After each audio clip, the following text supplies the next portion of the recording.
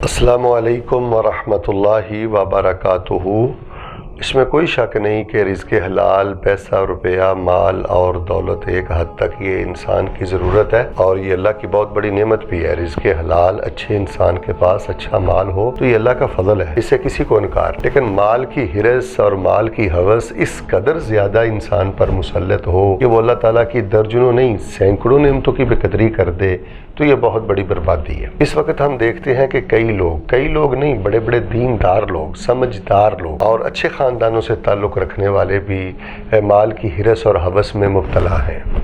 ان کو اس بات کی کوئی خوشی نہیں ہے کہ ہم اہل توحید ہیں، ان کو اس بات کی کوئی خوشی نہیں ہے کہ ہمارے پاس عقیدہ ہے اور ہمارے پاس سنت ہے، حیا ہے، غیرت ہے، ہم فجر کی نماز جماعت سے پڑھتے ہیں، ہم حرام سے بچے ہوئے لوگ ہیں، ہم پیٹ میں حرام نہیں جانے دیتے۔ ان چیزوں کی انہیں کوئی خوشی نہیں، بس ایک بھوت ہے جو ان کے دماغ پر مسلط ہے، وہ ہے پیسہ پیسہ پیسہ، اور وہ ہمہ وقت پیسے کے لیے سرگرداں رہتے ہیں۔ تو یہ بہت بڑی بربادی ہے۔ واللہ مال کا حریص مرنے سے پہلے مر جاتا ہے۔ مال کا حریص اپنی خوشیوں کا خود قاتل ہے، اپنی خوشیوں کا خود قتل کرتا ہے۔ اللہ کے بندو، مال کو وہی حیثیت دو جو اس کی ہے۔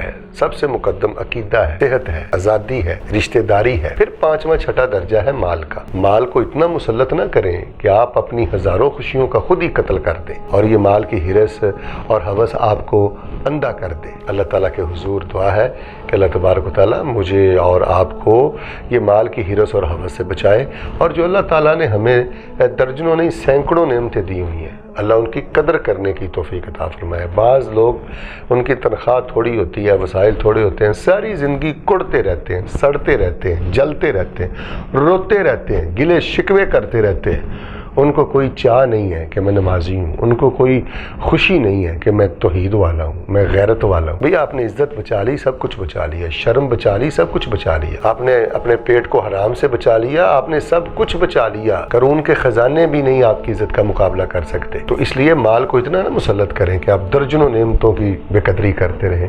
اللہ ہمیں یہ بات سمجھنے کی توفیق عطا فرمائے۔ آمین ثم آمین۔